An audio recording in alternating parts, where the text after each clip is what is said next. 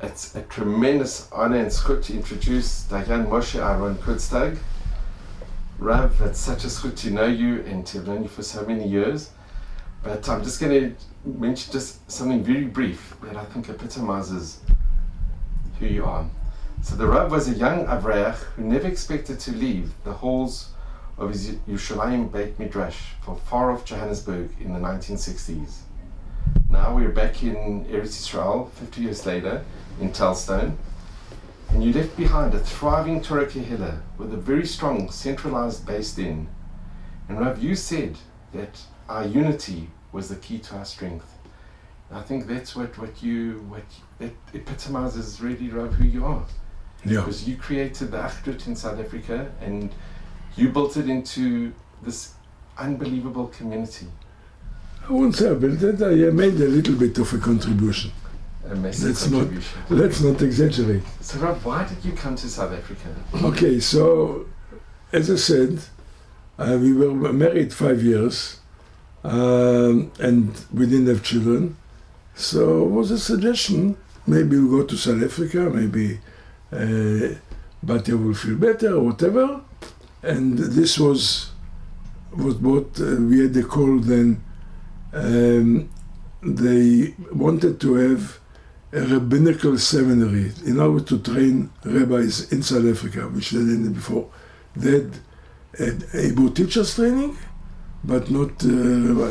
And Rabbi Kasper, late Rabbi Kasper, he was the chief rabbi at the time, and I don't know, people, he made a call that if I come, and we decided to go for 2 years. And this is where it happened. But prior to this, I came to get married there, to marry Batya, that says she was the daughter of Rabbi Harav. And I remember the first Shabbos that I went with my father-in-law to Beria Shul. I was a yeshiva bocher, never came out of Israel, and to see all the cars around, and I was thinking to myself, I'm marrying a daughter of a Reform rabbi? And I didn't understand.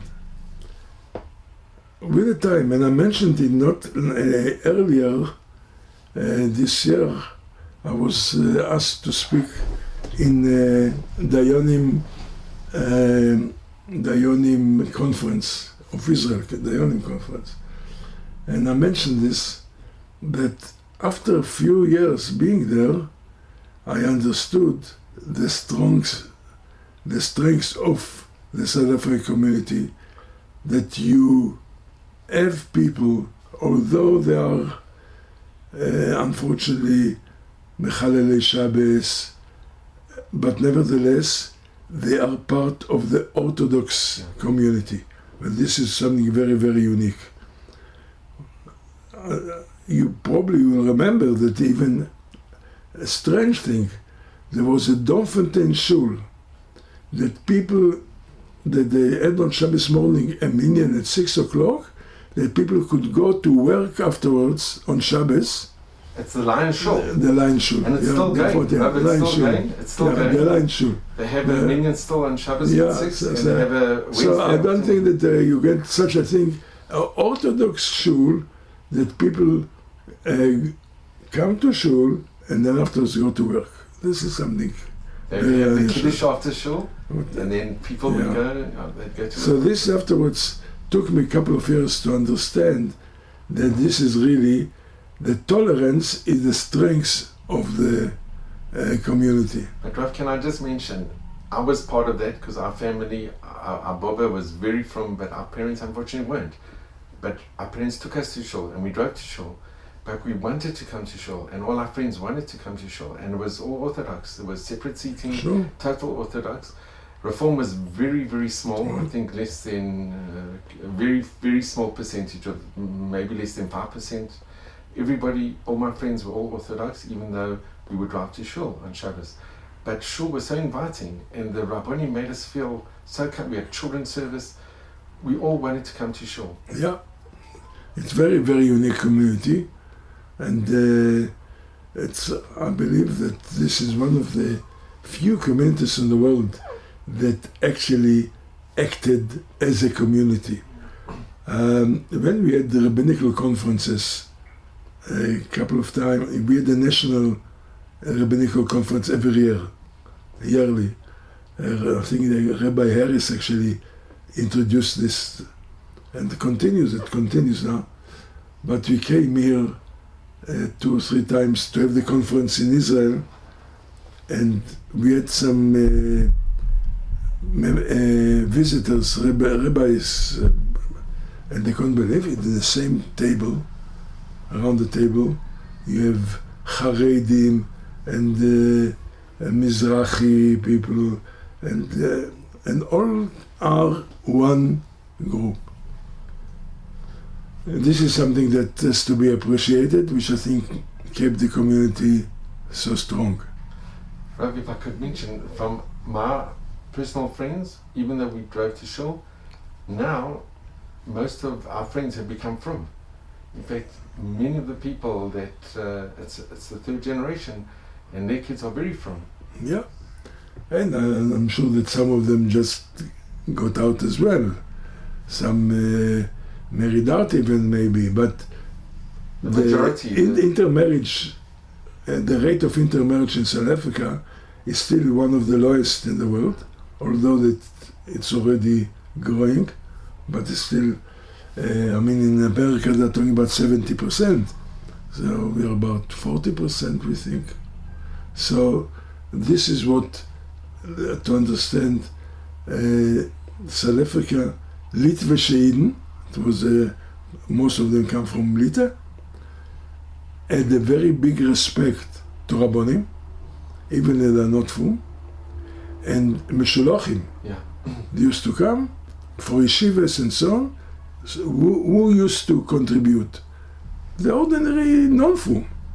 The other Sishurim, who was the only frum, let's say, community, there was not a big contribution like the rest of the community. So we have to understand. The Ponevezher Rav used to come, and a lot of Ponevezher was built from South Africa. Yeah, and Telston here, Rebbe Sorotskin from Ebot here, Telston, from South African money. And from Rav Finkel from the Mirrors Yeah, used to from come. Yeah, so this is with the first introduction as I came to South Africa. So although that I came to South Africa at that time to get married, and afterwards we returned back to Israel to learn.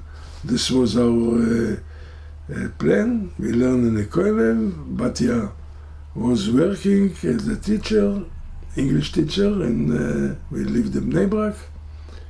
But as I said, after 5 years, we got a call to come and train rabbis or reverends. One of them, so this was the first group. Some of them, and you can still remember the names. There is Moshe Baron, is now, if I'll show you a picture he sent me, last year his daughter got married. He lives in Manchester.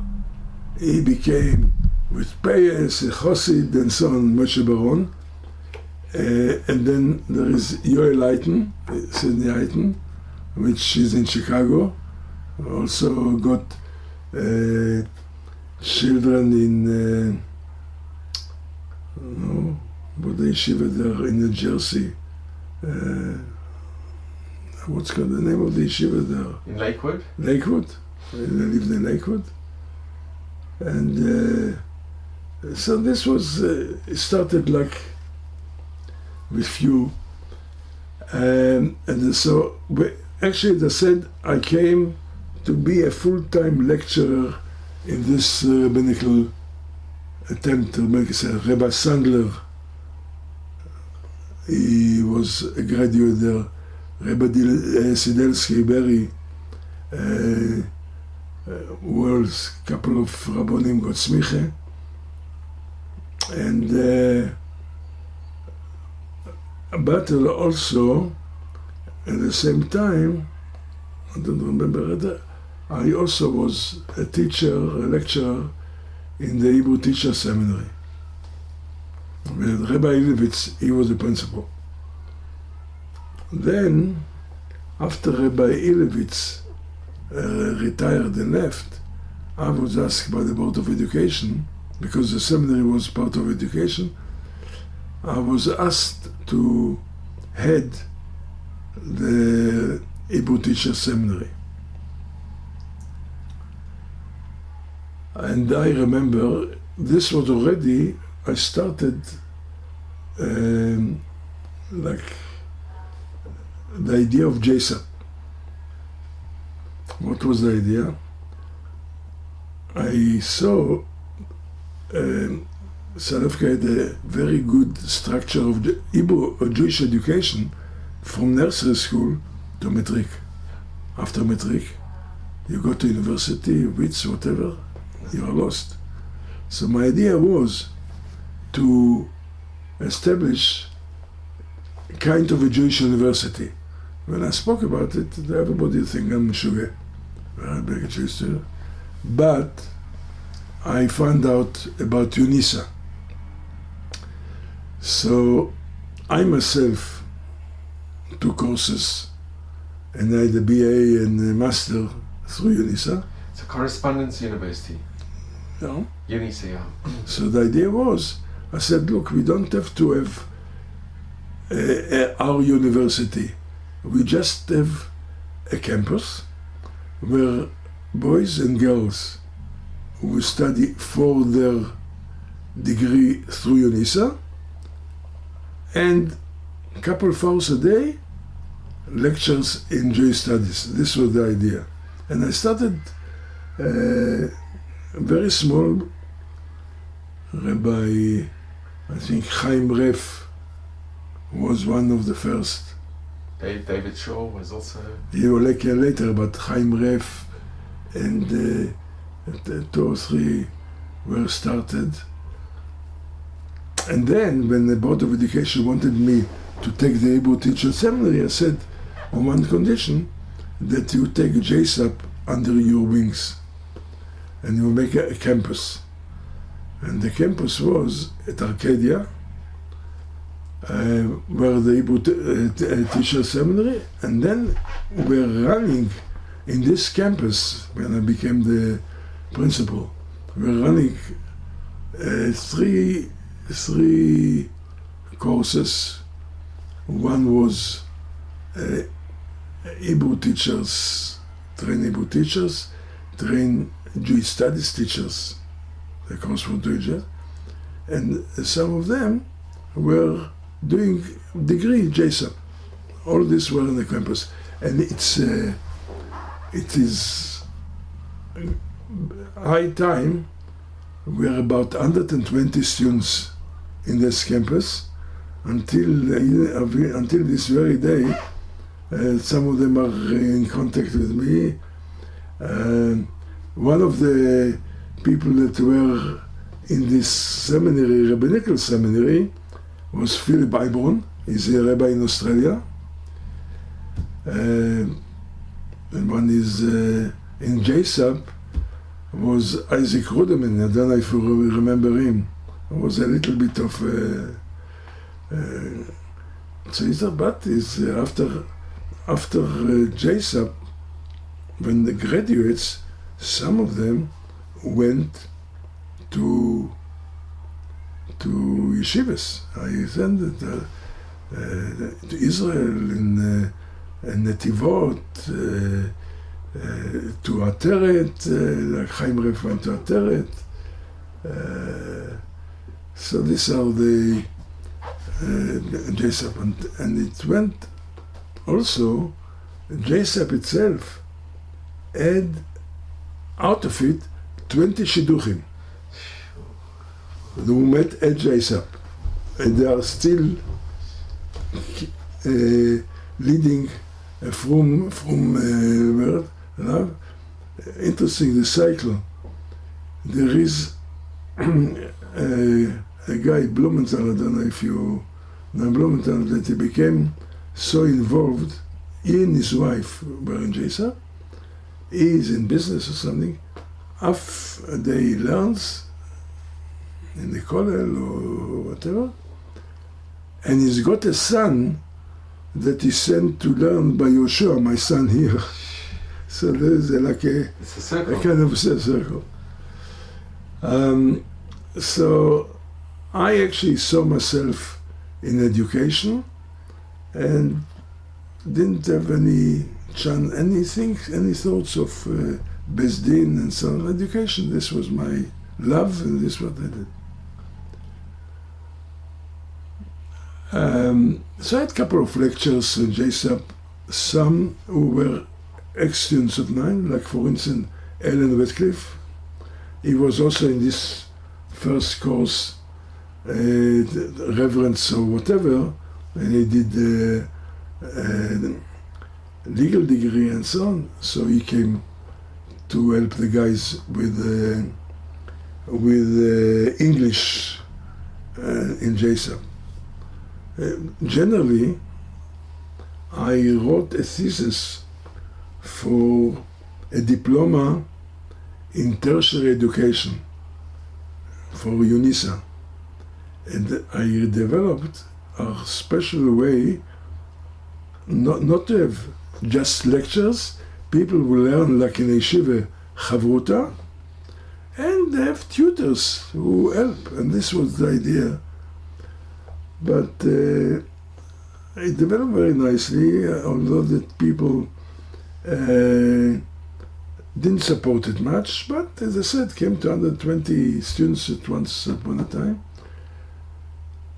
But the Board of Education ran into financial difficulties. So the first one to slash was JSAP. The second one, the teacher seminary. And I said to them, where will you get Hebrew teachers? No, they will have shlichim from Israel and so on, which was completely a flop. But I couldn't help it because I knew my weakness that I cannot collect money. And I didn't want to become a collector and to run it on or something. So when Jewish administration, this it came in. But before the JSAP and the seminary closed down, I was asked to join the Beis Din as a part-time dayan. And Rabbi, how many years did JSAP and the teacher seminary last? No, the teacher seminary started, Batya was a student, which is Molly Blackman was a student there. This started by Rabbi Avida Zlotnik. This must be, I don't know how many years, but I was involved with them, I don't know, and I've got some records, which I think it was about 20 years or something. In JSAP? Yeah, the same, more or less the same time. So how long? David Shaw was one of the JSAP boys. Yeah. A couple of others. So what I want to say, You joined as a part-time dayan. dayan. At that time, who were in the Beis Din, all of them were the part-times. My father-in-law, he actually originally was for many years the secretary of the Beis Din, and he actually built up structures and archives and so on. He was a very, very mesudar, very organized person. But afterwards, in my time, then Chief Rabbi Kasper, he before was Rabbi Rosenzweig. He was the head of the Beis Din. He died. Then Rabbi Kasper, who was just a member, he, so to speak, assumed the duties of heading. We didn't call him Rosh Beis Din for the chief rabbi, but he was like running meetings at the Beis Din. And that time when I was approached to come, it was the chairman of the federation was Archie Peck, don't know if you know him, and he asked me, he was a very, very big friend of my father-in-law, and I hesitated for time, but I thought maybe there is something I can help there. How did they come and tell you all, how did they come to ask me to come? This is an interesting story. When we call this one talking about, we arrived in South Africa January 1967. And for the first few years, we didn't have children yet. The children came, Chavaita, I think, came 1969. So before, obviously we spent a lot of Sundays and so on with my in-laws. So one day my father-in-law came and he said, look, we had a meeting today. We are not going to produce matzahs in South Africa. It was at that time Mosmarks. We are not going to produce. There are a lot of Loshnore that are not good from the Adas Shur. So what do we need it? They called Mr. Bloch. This is Bernard Bloch's father. He was a buyer for Checkers. He said, can you import matzahs for the Kehillah, for the community? And my father said that. I said, I think it's a big mistake. I wasn't involved in the Beis Din. I think a big mistake because, first of all, at that time, the matzahs will be more expensive. But more important, South Africa was going through a time that were a danger of embargo. Then you won't be able to bring. So what are you going to do without matzahs?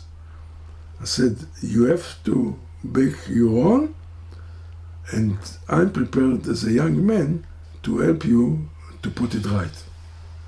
This is how my father-in-law brought this idea to the Beis Din, Casper and others, and said it's a good idea. They called me in. They said, what do you think to do? I had a little bit of idea in matzah baking because while I was in Yeshivat Hebron, I was a student there. Hebron Yeshiva used to hire a bakery, Alperin matzahs, for a day to bake for the yeshiva, for the donors. So I knew a little bit about it. I said, look, I'm prepared to take a trip to Israel, to London, and to Strasbourg. This Strasbourg had some matzahs brought in. And afterwards I'll come with a recommendation on what to do. They agreed. I took a trip, 2 months, whatever, visit our place, and I came with a plane. The greatest thing was, they didn't have mashgichim, proper mashgichim for the matzahs because it's like 2-3 months work. So they'd only retired people, old people, which I call them, that they were people on the way to West Park Cemetery. It was Nebach. Nebach. So they couldn't do it, and therefore it wasn't really proper work done. I said, my suggestion, we'll do the matzahs baking during December holidays. University students who are in holiday want to earn some money, some fum guys, they will train them to mashgichim, and we'll do the production then. And this would happen. And we brought up the standards, unbelievable, so much so. Remember that Rabbi Heinemann from Baltimore is a dying there and kashrut.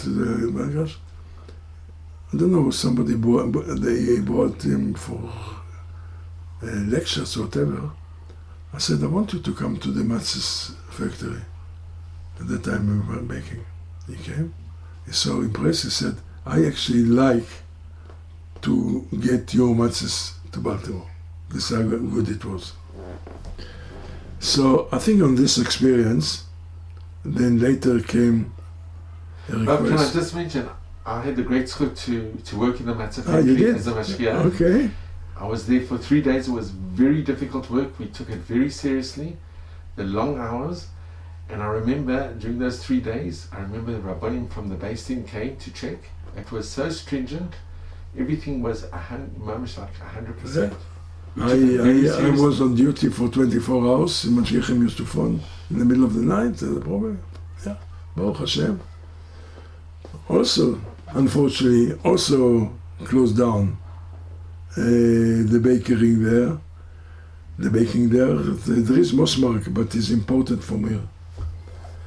At any rate, then there was a request. I remember. It's interesting. The chairman spoke to me and I said to him, no, so what are you offering me for a payment? I said, look, the Dayonim, the part-time Dayonim, they are there, they get 400 rand a month. So we will offer you 200 rand a month. I said, forget about it, not interested. Then came the offer, okay, we will raise the Dayonim to 500 and you will start with 400. Okay. So I accepted and it was a part-time. What meant part-time? There were 2 days or something that I came in certain hours, whatever. And at that time, the main involvement I took on the kashrut. Because this kashrut wasn't organized at all, but it wasn't. So, Baruch Hashem, I managed to put the office, as a secretary, I think Selman Kotzen, you remember Selman Kotzen, I put him there. I got Rabbi Chazdan, the senior Rabbi Chazdan, he was the shoichet. Yeah. He wanted to retire. Okay, retire from Shchita, be in charge, inspector of the butcheries. Took in Rabbi Baumgarten to be an inspector of bakery and restaurant, whatever. And so we tried to build it up, and I think it got itself on high standards and a good reputation. And then the main thing that I managed to bring, that the kashrut signal will be put, the sign will be put on the product, which wasn't before. And people like tourists used to come and say, wow, we are in Kruger National Park, if you can have a kosher food, and we see the best in the sign, and so on. This was a big thing.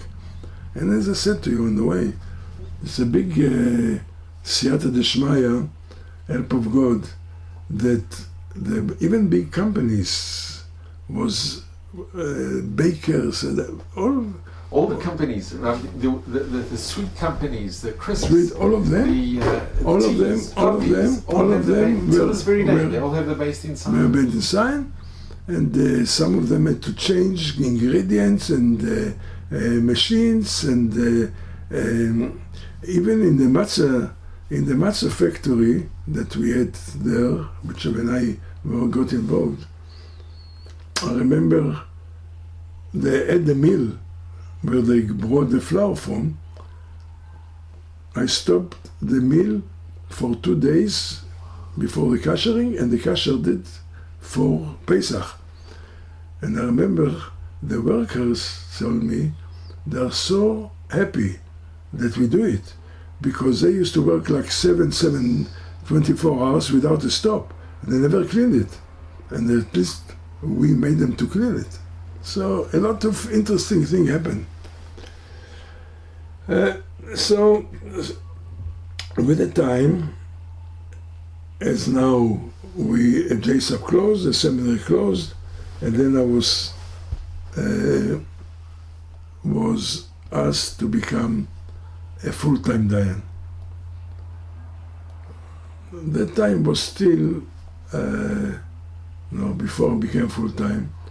When I joined the Beis in the part-time, Rabbi Zalzer, the late Rabbi Zalzer, was in the Beis Din.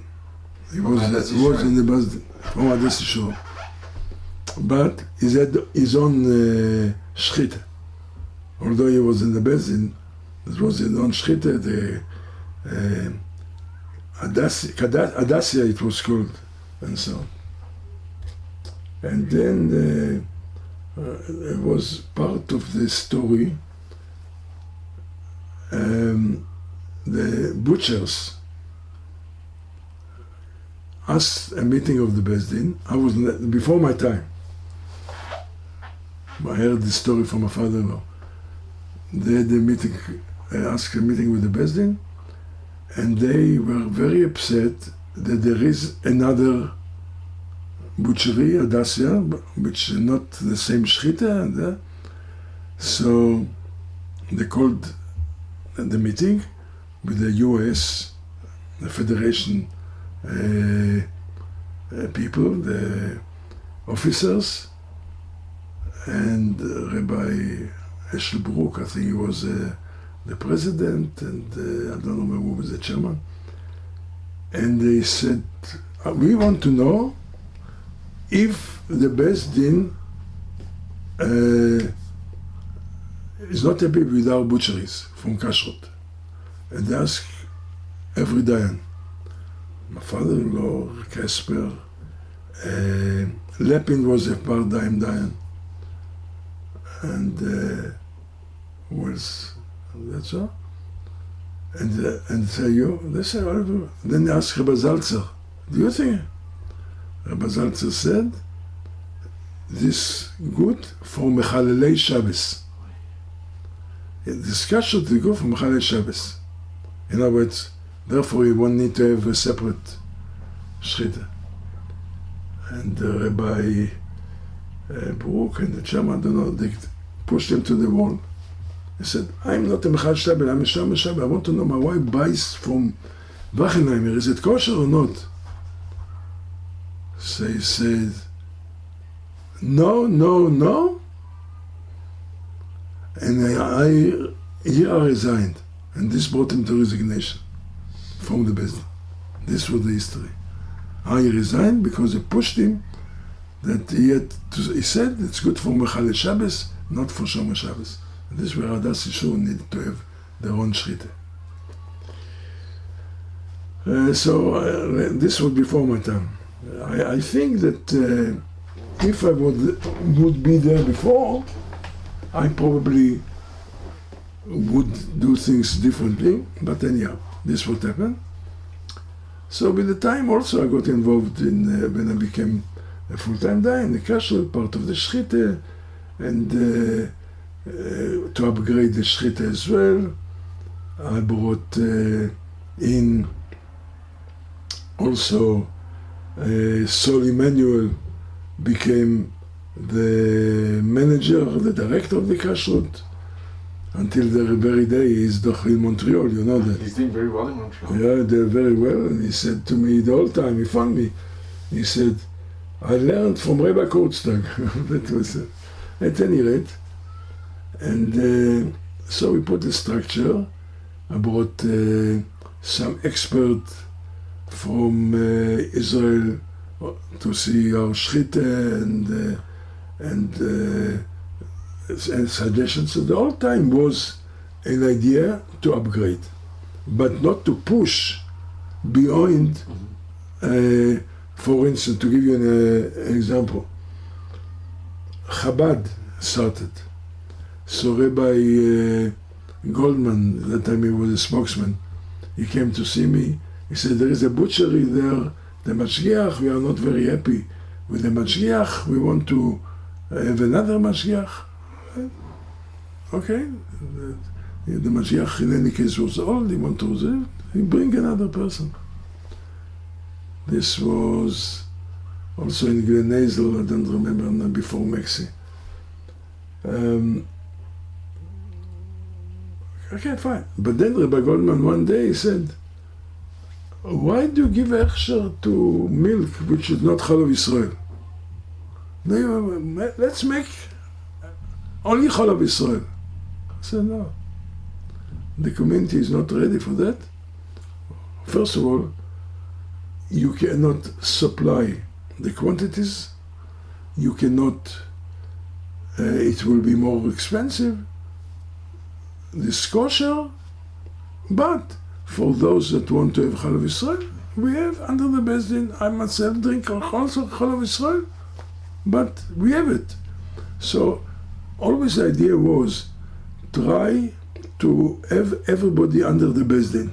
But can I just mention with this, if it was such a wise decision that you did, because most of us had kosher chocolates that had the bet inside, and if it would have been Halav Israel, it would have been under the bet. Correct. So, and it was children growing up, it was a big part of their lives. Correct. And to this very day, those chocolates the are idea kosher. was to upgrade the standards, but I was watching to what degree we can reach. Like a balance. Yeah, the community. We did a lot of improvement in conversions. Before my time, it was little bit with a strict course. Rebbe Bender, if you remember, and afterwards Rebbe Endler. So it was we wanted to have and upgrading the whole time. In the beginning, they used to say kashrut. Then afterwards, you said, no, what kashrut? Shabbat. The man, the partner, he must be a party to that, to the process. He must go to shul every day, and etc. So we upgraded what we could, which I think our rate of success was quite high. I would say 70% that became from people, Shomrei Shabbat and Kashrut and so on. And so even once, but allowed Chabad, you have a Shel Chabad, it's fine, but under the Beis Din. Because if we won't do that, also there was a couple of Frum guys now that developed Frum communities, Rebbe Leppen and Adas and Koilel, whatever. They want to have a Mehadrin. I said, okay, have a committee of Rabban Mehadrin. I was one of them. And let's see what we So for instance, Halav Israel, okay? You can have Halav Israel, so the order is not Mehadrin, fine. But still it's kosher. It was not easy for me to sell the idea to, first of all, to Casper, and afterwards to the Gaboim from the federations. What does it mean, Mehadrin? Is it kosher? Is it not kosher? What's going on? And I said, the way that I explained to them, you've got a Bureau of Standards. And Bureau of Standards gives approval to different sets of television, let's say. You have a small set, a big set, colored, all of them has got the approval, but there are different levels or different qualities. So Kashrut also has got the minimum, got the more, and everybody can choose. And it became, this also was, if I wouldn't do that, I can tell you, the kashrut will be broken then and then, because if they wouldn't have their own facilities, then they will break away. And again, it was a time that Rabbi Sternbuch came. And he wanted to bring Shochtim, his own Shochtim for my Dacharedit. I said, fine, you can bring. But this not under our Hechsher. You can have it. But very few families, his fathers in the shoulder, in Yovel Shul, whatever, he had his center, Torah center. I said, I will help you to have a facility. I'll ask a butcher to allow him to kasher the meat. I said, he demanded to kasher before he processes meat, to kasher the butchery. I said, fine. But after that, we kasher as well. After you, also kasher.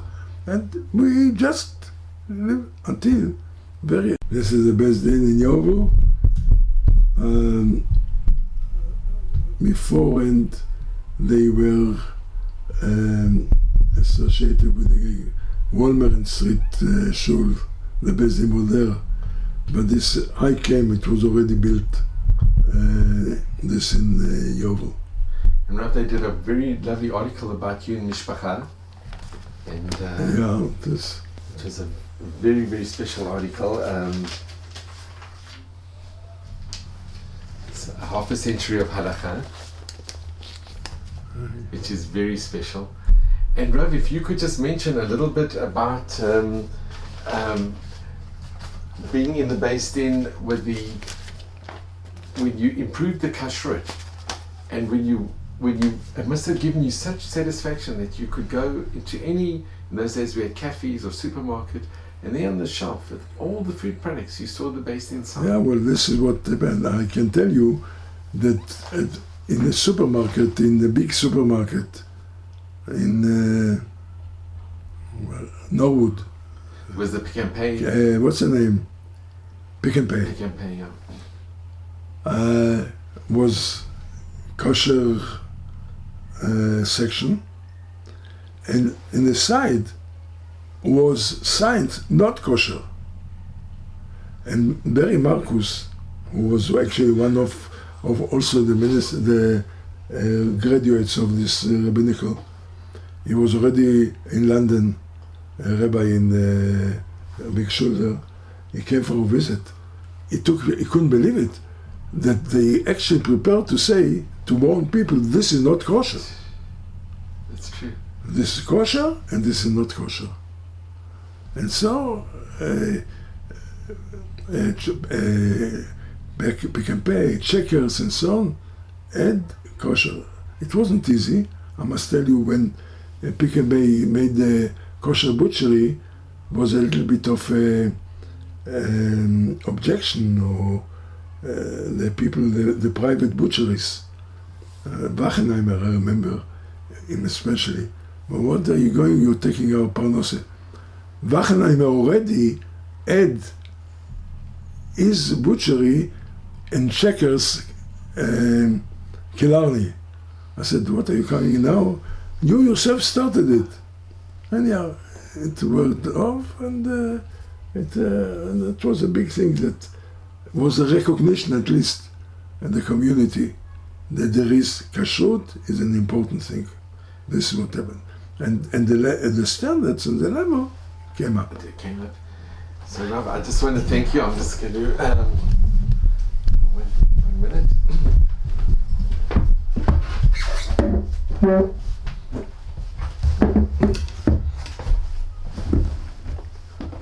So Rav, it really has been a tremendous chut always to listen to you and to hear.